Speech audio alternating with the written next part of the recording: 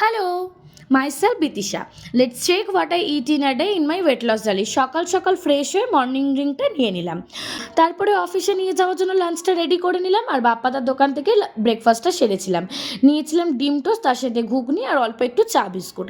এটা খেয়ে বেরিয়ে পড়লাম অফিসে গিয়ে দেখলাম একদম সামান্য কাজ, সেটা করে বাড়ি ফিরে আসলাম। তাই লাঞ্চ আর অফিসে করিনি, বাড়িতে এসেই লাঞ্চ করেছিলাম। এই গরমে বুঝি সবার মাথা খারাপ হয়েছে।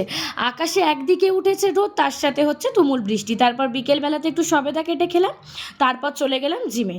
ওয়ার্কআউট করে নিজের কিছুটা এইরকম হালাত করে বাড়ি ফিরে এসে নিয়ে নিলাম একটা সুন্দর রিফ্রেশিং শাওয়ারটা শেষ করেই করে ফেললাম ডিনার। আজকে ডিনারে আমি বানিয়েছিলাম একেবারে হেলদি ওয়েতে একটু চিকেন তান্দুরি, তার সাথে স্যালাড।